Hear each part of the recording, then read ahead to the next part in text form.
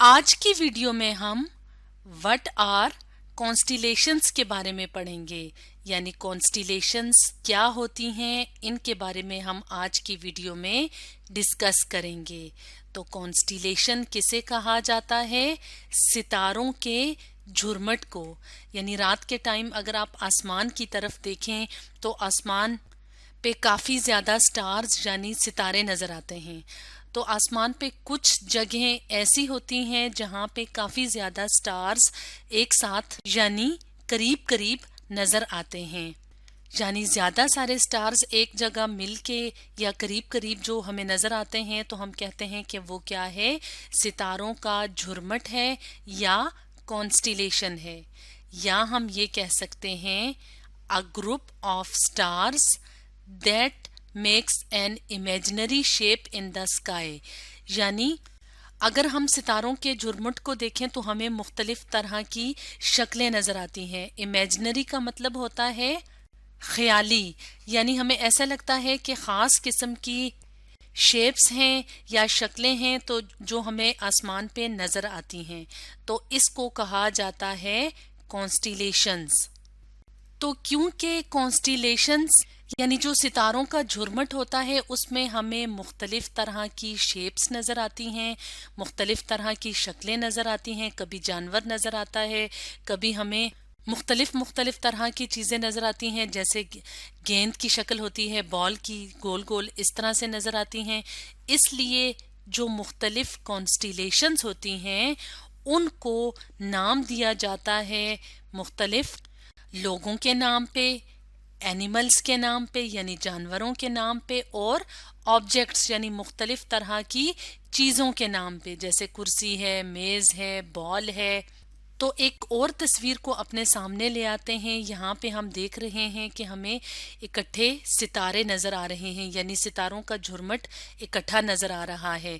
और जब हम इस तरह के झुरमुट या कॉन्स्टिलेशन को देखते हैं तो हमें ऐसे नजर आता है जैसे कि कोई एनिमल है या जानवर है।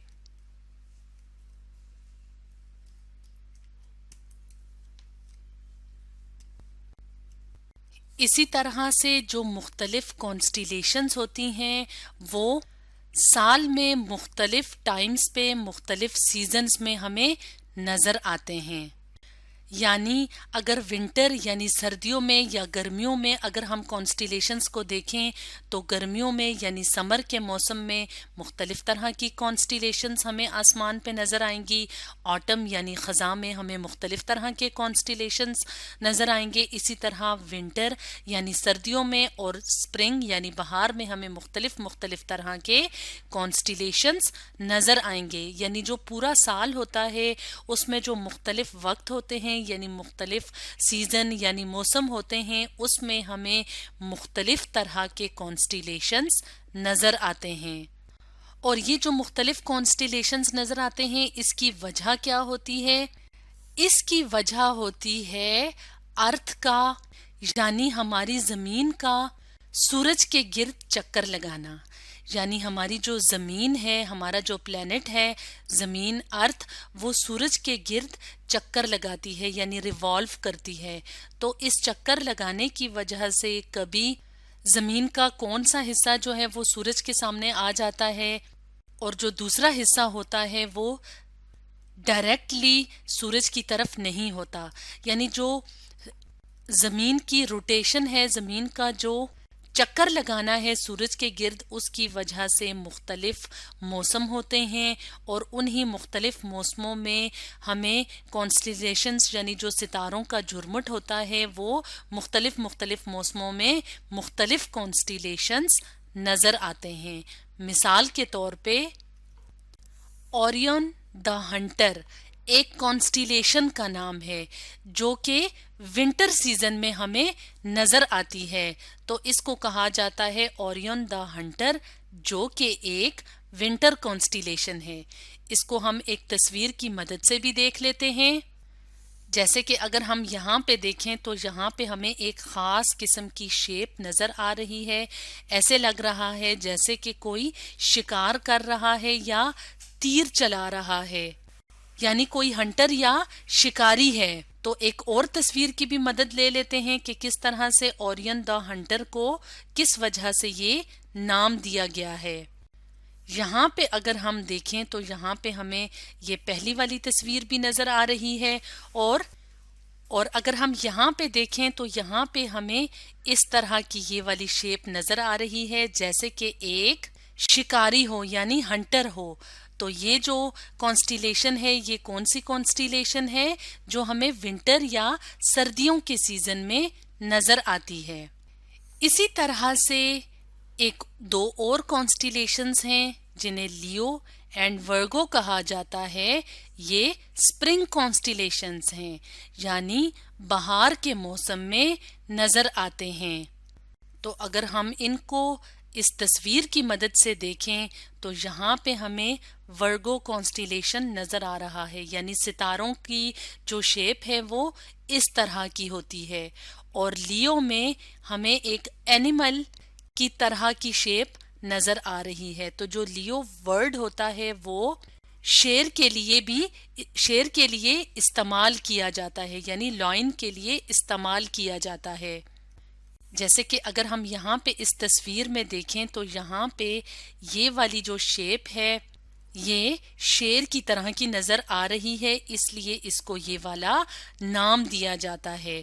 اور یہ دونوں جو کانسٹیلیشنز ہیں لیو اور ورگو یہ سپرنگ کانسٹیلیشنز ہیں۔ اسی طرح سے سمر کانسٹیلیشنز کی بات کی جائے تو سیجیٹیریس اینڈ اسکارپیس جو ہوتے ہیں وہ سمر کانسٹیلیشنز بناتے ہیں۔ اس کے لیے ہم اپنے سامنے تصویر بھی لے آتے ہیں۔ تو یہاں پہ اگر ہم دیکھیں تو یہ بھی ستاروں کا ہمیں جھرمٹ یعنی کانسٹیلیشن نظر آ رہی ہے، اور اس کا نام ہے سیجیٹیریس۔ اور یہ جو کانسٹیلیشن ہے اس کے لیے یہ والا سمبل یعنی یہ والی علامت استعمال کی جاتی ہے۔ اس کا مطلب ہے کہ یعنی یہ جو ستاروں کا جھرمٹ ہے یہ کچھ اس طرح کی شکل بناتا ہے، اور یہ کون سی کانسٹیلیشن ہے؟ سمر کانسٹیلیشن ہے۔ اسی طرح اگر ہم بات کریں اسکارپین کی یا اسکارپیس کانسٹیلیشن کی تو یہ بھی ایک سمر کانسٹیلیشن ہے، اور یہ ہمیں دیکھنے میں اس طرح کی نظر آتی ہے۔ تو یہ بھی ایک اینیمل ایک جانور کے نام سے ہے جس کو اسکارپین یعنی بچھو کہا جاتا ہے۔ تو بچھو اس طرح کا ایک اینیمل ہوتا ہے۔ تو یہاں پہ اگر ہم دیکھیں تو یہ والی جو جگہ ہے تو اس کانسٹیلیشن میں یہ اس طرح کی نظر آ رہی ہے۔ تو اس طرح سے اسکارپیس اور سیجیٹیریس کیا ہیں؟ سمر کانسٹیلیشنز۔ اسی طرح سے دو اور کانسٹیلیشنز ہیں جن کو کہا جاتا ہے ایکویریس اینڈ پائسس۔ تو یہ بناتی ہیں آٹمنل کانسٹیلیشن، یعنی جو خزاں کا موسم ہوتا ہے اس میں آسمان پہ یہ والی کانسٹیلیشنز نظر آتی ہیں۔ تو ہم تصویر کی مدد سے بھی دیکھ لیتے ہیں۔ تو یہاں پہ اگر ہم اس تصویر کی مدد سے دیکھیں تو یہاں پہ ہمیں پائسس کانسٹیلیشن نظر آ رہی ہے، اور یہ والی جو ہے یہ ایکویریس ہے۔ تو ایکویریس کا جو لفظ ہے وہ پانی کے لیے بولا جاتا ہے، اور اس کا جو سمبل ہوتا ہے یعنی علامت ہوتی ہے وہ کچھ اس طرح کی ہے کہ ایک جو بندہ ہے، ایک آدمی ہے، ایک مین ہے، وہ پانی کو بہا رہا ہے۔ اسی طرح سے پائسس کا جو لفظ ہے وہ مچھلی کے لیے استعمال کیا جاتا ہے۔